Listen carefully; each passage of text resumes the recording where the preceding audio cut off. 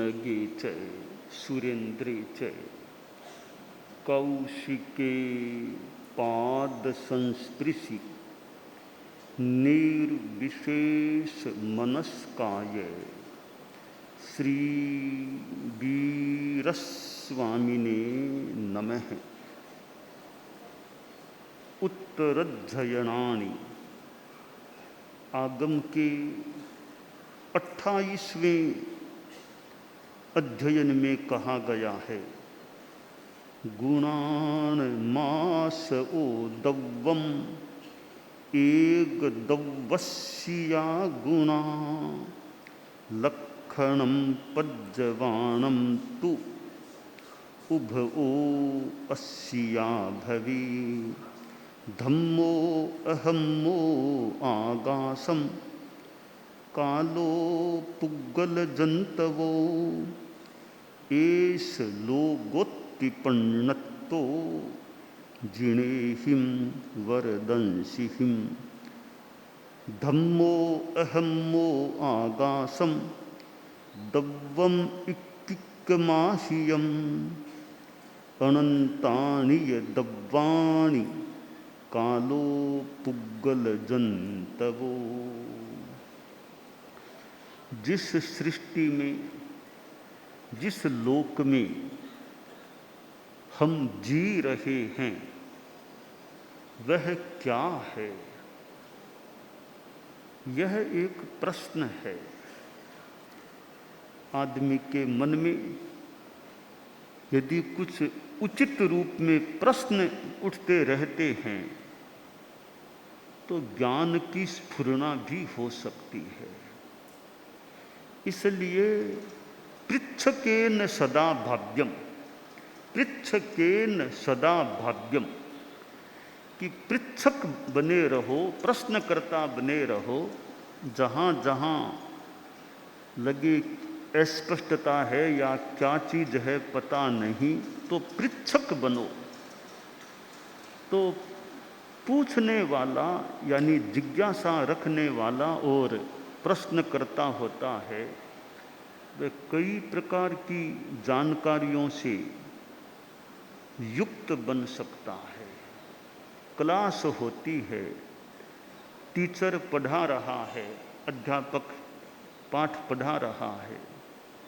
अब विद्यार्थी में जिज्ञासा होती है या नहीं, प्रश्न होता है या नहीं। प्रश्न किसके मन में नहीं होता?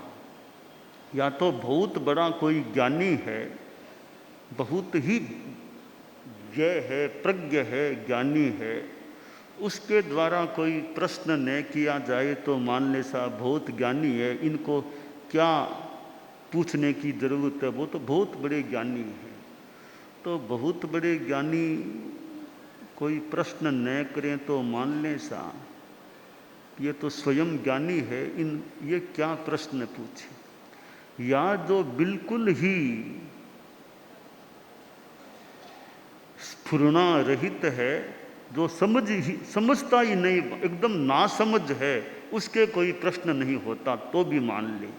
एकदम नासमझ हो, समझता ही नहीं क्या बताया जा रहा है, सुनता ही नहीं, समझता ही नहीं, वो आदमी प्रश्न न करे तो संभव बात हो सकती है। एकदम बहुत बड़ा ज्ञानी है, वो प्रश्न न करे तो भी ठीक। बाकी बीच के जो हैं एकदम बहुत बड़े ज्ञानी नहीं हैं और समझ संपन्न हैं, तो उनके मन में प्रश्न पैदा हो सकता है। तो यह प्रश्न पैदा होना यह भी एक सीमा तक तो अच्छी बात है। प्रश्न केवल तत्वज्ञान में ही नहीं, और भी संगठन में, समाज में भी यह स्थिति कैसे चल रही है, यह कैसे हुआ, वहाँ यह कैसे हुआ, तो मन में प्रश्न कि नियम के अनुकूल हो रहा है या नियम के प्रतिकूल हो रहा है, ऐसे भी प्रश्न उठते रहें। क्योंकि जागृति रहे, वरना कोई परवाह नहीं होता है, कुछ भी होता रहे, कोई मतलब नहीं। मतलब क्यों नहीं, थोड़ी जागृति के लिए कुछ प्रश्न हो फिर कुछ चर्चा हो भाई यह बात कैसे हुई है। तो यह जो प्रश्न करने की स्थिति है वो वैसे एक दृष्टि से अच्छी है। सत्य प्रतिक्रिया, सत्य प्रतिक्रिया, अच्छी प्रतिक्रिया हो दिमाग में कि यह कैसे हुआ, यह काम वहाँ कैसे हुआ, यह कल्पता है क्या, कैसे हुआ। तो ऐसी सत्य प्रतिक्रिया, मैं इसे शब्द देना चाहूँगा सत्य प्रतिक्रिया या समालोचना, अच्छी प्रतिक्रिया। एक तो प्रतिक्रिया थोड़ी गलत रूप में हो कि व्यक्तिगत कोई स्वार्थ में और में मान लो थोड़ी गलत भी हो जाए। एक शांति के साथ सत्य प्रतिक्रिया भी यह कैसे हुआ, हमारे नियम के अनुकूल हुआ है क्या ये। तो ऐसी प्रतिक्रिया होने से गलतियों का परिष्कार हो सकता है, अच्छाई का, उज्ज्वलता का विकास हो सकता है। तो इसलिए समालोचना, समालोचना सम्यक्तया समालोचना हो, समीक्षा हो, प्रश्न हो कि यह कैसे हुआ। तो ये प्रश्न जो होते हैं तो ये परिष्कार के कारण और निमित्त बन सकते हैं। साधु साध्वियाँ हैं, समणियाँ हैं, तो भाई प्रश्न उचित रूप में होता रहे कि यह काम कैसे हो रहा है, यह उचित है क्या, क्यों हो रहा है।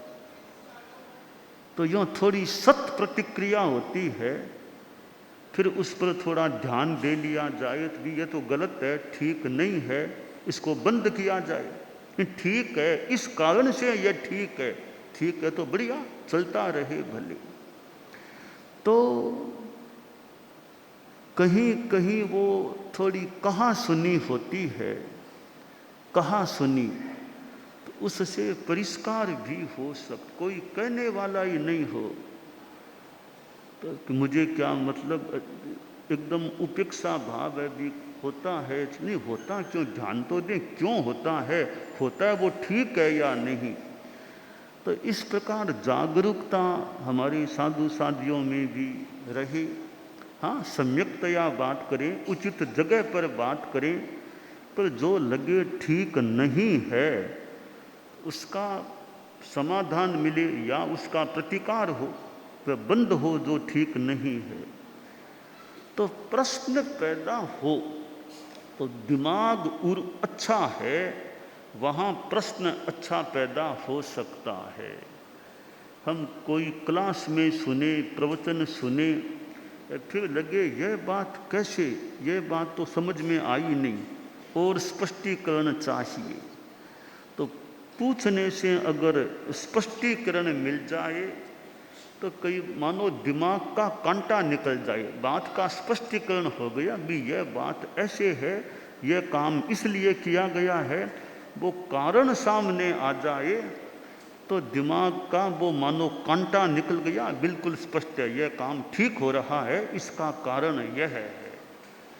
तो यह आगम में भी जो बात आई है लोक के बारे में, तो कोयम लोक है, कोई यह लोक कौन है, किम अयम लोक, लोक क्या है, जिस दुनिया में हम जी रहे हैं यह दुनिया क्या है, व्हाट इज दिस वर्ल्ड, यह विश्व क्या है, यह सृष्टि क्या है। एक दार्शनिक प्रश्न हो सकता है कि क्या है यह जगत। आगम में जो उत्तर या जो वक्तव्य दिया गया है श्लोक में कि एस लोकोत्पन्नतो, यह लोक प्रज्ञप्त है, लोक कहा गया है। क्या है लोक? धम्मो अहम्मो आगासम कालो पुग्गल जंतवो। जहाँ 6 चीज़ें हैं, धर्म यानी धर्मास्तिकाय, अधर्म यानी अधर्मास्तिकाय, आकाश, काल, पुद्गल और जंतु जीवास्तिका, ये जहाँ हैं दैट इज लोक, वह लोक है, लोकाकाश है। तो जहाँ 6 चीज़ें नहीं, यानी लोक वह है जहाँ कुल मिलाकर ये 6 चीज़ें उपलब्ध होती हैं। अगर काल को छोड़ भी दें तो पंचास्तिकाय, पंचास्तिकाय मयोयम लोक है, पंचास्तिकाय मयो लोक है। धर्मास्तिकाय, अधर्मास्तिकाय, आकाशास्तिकाय, पुद्गलास्तिकाय, जीवास्तिकाय, ये 5 अस्तिकाय हैं। ये जहाँ हैं वो आकाश का हिस्सा लोक है, लोकाकाश है। आकाश अनंत है। दुनिया में आकाश से बड़ी मानो कोई चीज नहीं है। माप की दृष्टि से आकाश से बड़ा कुछ नहीं है। धर्मास्तिकाई भी छोटी चीज, अधर्मास्तिकाई छोटी है। पुद्गल भी सीमित एरिया में है और जीव भी सीमित एरिया में। आकाश इतना व्यापक है कि सर्वत्र है आकाश। आकाशास्तिकाय सर्वत्र है, कोई आर पार नहीं। कोई चलना शुरू करे तो चलते जाओ, आगे चलना ही बंद हो जाएगा, पर आकाश बंद नहीं होगा, उसकी सीमा नहीं आएगी। अपार है, अनंत है आकाश। इसलिए दुनिया में आकाश से बड़ा कुछ नहीं है। सबसे बड़ा या व्यापक तत्व है तो वह आकाश है। तो यह लोक तो आकाश का एक छोटा सा हिस्सा है। छोटा सा हिस्सा, सागर में बूंद होती है, ऐसे मानो इस अनंत आकाश का छोटा सा हिस्सा लोक है। परंतु लोक की विशेषता यह है, पुद्गल, जीव, धर्मास्तिकाय, अधर्मास्तिकाय, ये सब लोक में ही है। काल भी लोक में ही है। लोक के बाहर का जो आकाश है वह तो मानो शून्य है। नथिंग इज देयर एक्सेप्ट आकाश, और कुछ नहीं है वहाँ। न जीव है, न पुद्गल है, न सब, नथिंग, केवल आकाश है। इसलिए जो जितने भी प्राणी हैं, सिद्ध भगवान भी हैं, तो इस लोक में है कि अलोक पास में बहुत है। वहाँ 5 भी सिद्ध भगवान कोई विराजमान हो नहीं मिलेंगे, एक भी नहीं। अलोक से प्रतिहत हैं, पर अनंत सिद्ध हमारी इस लोक की एरिया में विराजमान हैं। तो लोक कितना महत्वपूर्ण है, जहाँ सिद्ध भगवान अनंत सिद्ध भगवान विराजमान है।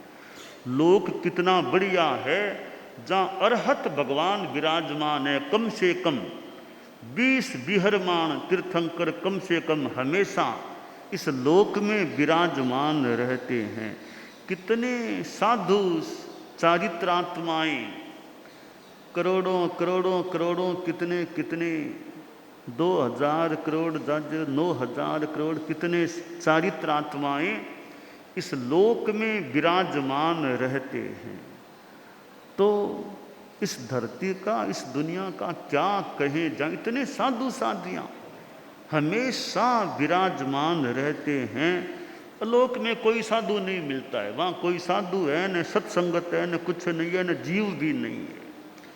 तो लोक कितना बढ़िया है। हालांकि अंधेर पक्ष भी है लोक का, नरक भी इस लोक में ही है, निगोद जीव इस लोक में ही है।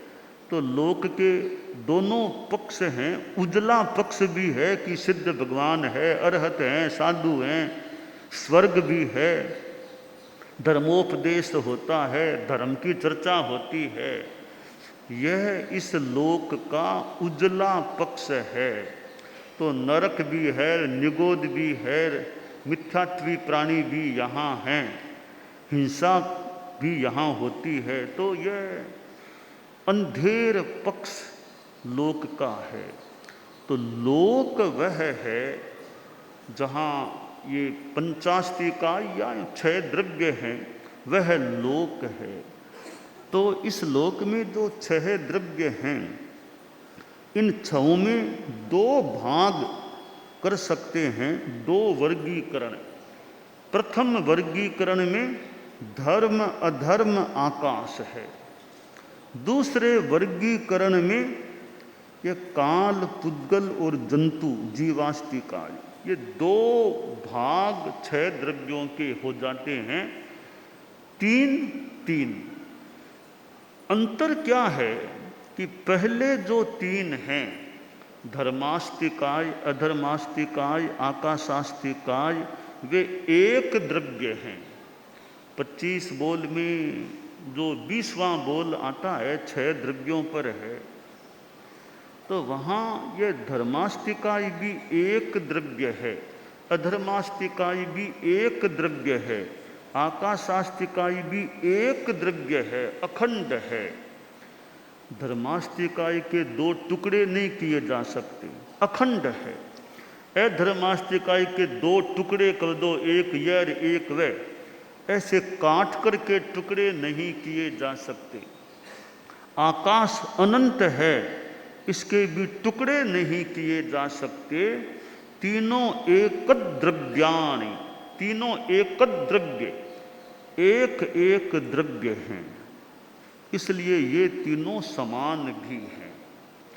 प्रदेश की दृष्टि से देखें तो धर्मास्तिकाय, अधर्मास्तिकाय और लोकाकाश, इन तीनों में आकाश का एक हिस्सा लोकाकाश, ये तीनों असंख्य प्रदेशात्मक हैं, समान प्रदेशात्मक हैं।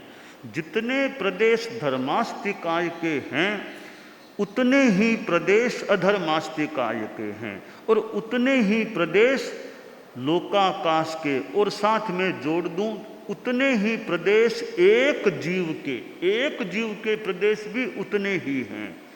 ये चारों चीजें तुल्य हैं, समान हैं प्रदेश की दृष्टि से। धर्मास्तिकाय, अधर्मास्तिकाय, लोकाकाश और एक जीव, चारों के प्रदेश तुल्य हैं, एक भी कम ज्यादा नहीं, किसी में एक कम नहीं, किसी में एक भी ज्यादा नहीं, चारों तुल्य प्रदेश वाले हैं। तो धर्मास्तिकाय, अधर्मास्तिकाय, आकाशास्तिकाय, ये तीनों एक द्रव्य हैं, अखंड हैं, एक एक हैं। दूसरा वर्गीकरण काल, पुद्गल और जंतु, काल, पुद्गलास्तिकाय, जीवास्तिकाय, ये तीनों एक प्रकृति के से हैं, सिमिलरिटी है, क्या है, तीनों अनंत द्रव्यों वाले हैं, एक नहीं है, अनंत। काल के भी अनंत द्रव्य, पुद्गलास्तिकाय भी अनंत है द्रव्य से, और जीवास्तिकाय, जीव भी अनंत हैं। तो ये अखंड रूप में नहीं है, अलग अलग इनका अपना अस्तित्व भी है। तो ये अनंत द्रव्यों वाले 3 हैं। तो 3 एक द्रव्य वाले और 3 अनंत द्रव्य वाले, ये इस प्रकार 2 विभाग 6 द्रव्यों के हो जाते हैं। द्रव्य है वो गुणों का आश्रय है। गुण सहभावी, क्रमभावी गुण हैं, वो गुण पर्याय दोनों मान ले। गुण हैं वे द्रव्य में ही रहते हैं। गुण पर्यायाश्रयो द्रव्यम, गुण और पर्यायों का जो आश्रय है वह द्रव्य होता है। एक दब्बस्या गुणा, एक द्रव्य में आश्रित हैं वे गुण हैं। यहाँ ध्यातव्य है, एक दब्बस्या, एक द्रव्य में रहने वाले गुण हैं। ये कैसे हो? एक का मतलब यहाँ वन नहीं, एक यानी ओनली केवल, कि गुण है वो केवल द्रव्य में ही रहते हैं। एक दब्बस्या गुणा, एक यानी मात्र, केवल, सिर्फ, ओनली द्रव्य में ही गुण रहते हैं। द्रव्य से हट करके स्वतंत्र रूपेण कोई गुण रह जाए ऐसा नहीं। गुण रहेंगे तो द्रव्य में ही रहेंगे, स्वतंत्र नहीं रह सकते। तो एक का अर्थ यहाँ वन नहीं करके ओनली करना चाहिए, कि केवल वे द्रव्य में ही आश्रित होते हैं जो गुण होते हैं। गुण होते हैं वे 6 द्रव्य हैं, तो कुछ तो सामान्य गुण हैं, कुछ विशेष गुण हैं। अब अस्तित्व, वस्तुत्व, द्रव्यत्व, प्रमेयत्व, प्रदेशवत्व, अगुरु लघुत्व, ये जो गुण हैं वो सभी में धर्मास्तिकाई में भी मिलते हैं, अधर्मास्तिकाई में भी, आकाशास्तिकाई में भी, सब में ये मिल जाते हैं। तो प्रश्न है भेद रेखा कैसे करें? सामान्य से भेद रेखा नहीं होती, भेद रेखा के लिए विशेष की अपेक्षा है। तो विशेष गुण भी हैं जो लक्षण बन सकते हैं कि गति हेतुत्व, स्थिति हेतुत्व, अवगाह हेतुत्व, ऐसे जो ये चेतनत्व, मूर्तत्व। अब गति हेतुत्व है वो धर्मास्तिकाई में ही गुण है और किसी में नहीं है। स्थिति हेतुत्व अधर्मास्तिकाई में ही है और किसी द्रव्य में नहीं। अवगाह लक्षण है केवल आकाश में है और किसी में नहीं। ये मूर्तत्व है वो केवल पुद्गल में है और किसी में नहीं। चेतनत्व है केवल जीव में है और किसी में नहीं। तो ये विशेष गुण हैं। इन विशेष गुणों से हम लक्षण के रूप में द्रव्यों को जान सकते हैं। धर्मास्तिकाई कौन? जो गति में सहायता करने वाला, और कोई ये काम नहीं करता, अपना अपना काम है और अपने अपने काम में मान लो ये निरत हैं। तो ये सामान्य गुण भी हैं, विशेष गुण भी हैं। तो गुण एक दब्बस्या, ये केवल द्रव्य में ही होते हैं, द्रव्य से बाहर गुण नहीं होते। और आगम में ये दब्बठियाए द्रव्यार्थिक या भावार्थिक या पर्यायार्थिक, पर्यवार्थिक, ये 2 चीज़ें, द्रव्य और गुण की, द्रव्य है एक गुण है। द्रव्य है वो थोड़ा एक शाश्वत के रूप में, पर्याय है वो अशाश्वत के रूप में, व्युच्छित्ति नय, अव्युच्छित्ति नय। तो द्रव्य और पर्याय यो 2 में सब कुछ हो गया। गुण को भी अलग से भी विवक्षित किया जा सकता है। तो द्रव्य, गुण, पर्याय, तो ये 6 द्रव्य हैं। Way what is this world, what is this लोक, इस प्रश्न का मानो उत्तर देने वाले हैं कि षड द्रव्यात्मको लोक है। लोक वह है जहाँ 6 द्रव्य होते हैं। तो ये एक 28वां जो अध्ययन है उत्तरध्ययनानि का, कि इस आगम में हमें तत्वज्ञान की बात भी मिल जाती है, इस आगम में आध्यात्मिक संदेश भी मिल जाते हैं, इस आगम में वो कथानक या घटना ऐसे प्रसंग भी मिल जाते हैं। इस दृष्टि से यह 36 अध्ययनों वाला जो उत्तरध्ययनानि आगम है वो बड़ा महत्वपूर्ण है। और इसको तो कोई बार बार पढ़ता रहे, स्वाध्याय करता रहे। हम चारित्रात्माएँ हैं, समणिया है भाई। ये आगम के थोड़े थोड़े भी अध्ययन, कुछ श्लोक भी याद रहें।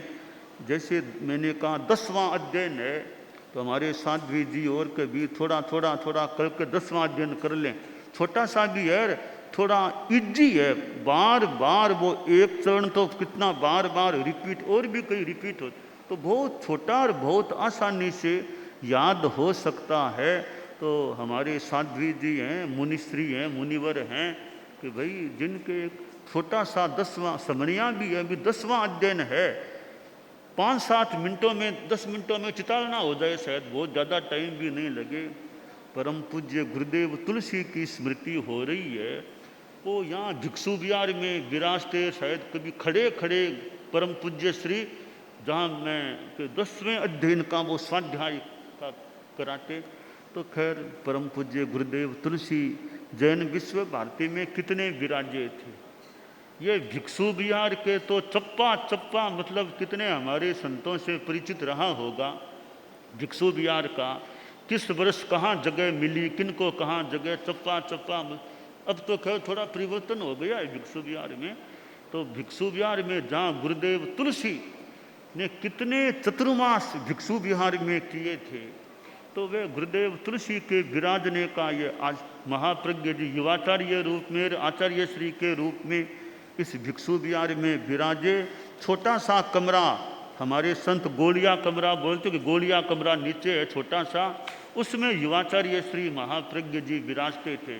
छोटा सा गोलिया कमरा वो उधर है। तो युवाचार्य श्री का वो विराजने का स्थान होता था।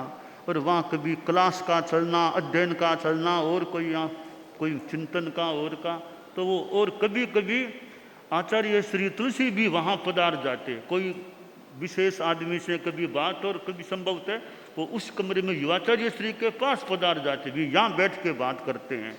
तो यह जैन विश्व भारतीय भिक्षु विहार, जहाँ हमारे अब तो नाम भी भिक्षु विहार है।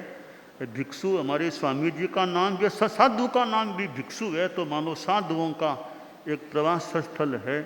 तो यह है आगम।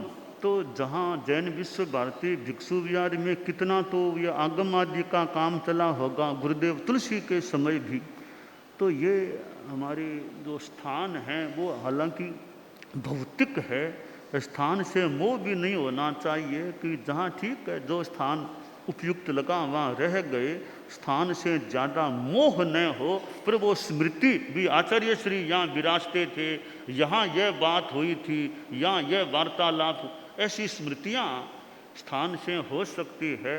तो यह जैन विश्व भारती गुरुदेव तुलसी का दो चतुर्मास, लगातार दो चतुर्मास गुरुदेव तुलसी ने और किसी भी क्षेत्र में लगातार 2 चतुर्मास नहीं किए। केवल यह लाडनू जैन विश्व भारती है जहाँ लगातार एक बार नहीं अनेक बार 2 चतुर्मास यहाँ कृपा की थी। और योगक्षेम वर्ष में तो लंबा प्रवास वैसे हुआ ही था। तो यह है हमारा जैन विश्व भारती का स्थान, जहाँ 2 यानी गुरुदेव तुलसी और आचार्य श्री महाप्रज्ञ जी का जो इतना एक प्रवास का स्थल रहा है।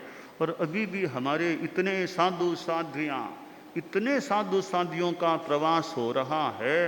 यह मानो कोई जीवन का विशेष समय है। अभी इतने साधु साधियों का एक साथ, इतनी समनियाँ भी है, समनियाँ भी इतनी इस बार हैं कि कोई मतलब हिंदू बाहर कोई ने कोई भारत में किसी का कोई सेंटर नहीं बनाया गया, न पर्यूषण के लिए अभी तक किसी को कहा गया। यानी समणियों का भी इतना प्रवास हो रहा है। तो जहाँ हमारे गुरुओं ने प्रवास किया था, जहाँ गुरुदेव तुलसी ने प्रवास किया, आचार्य श्री महाप्रज्ञ जी ने किया, युवाचार्य श्री महाप्रज्ञ जी ने किया, उसी जगह उसी जैन विश्व भारती में हमारा एक धर्म का, साधना का, ज्ञान का एक मानो यज्ञ जो हो रहा है, ज्ञान यज्ञ हो रहा है।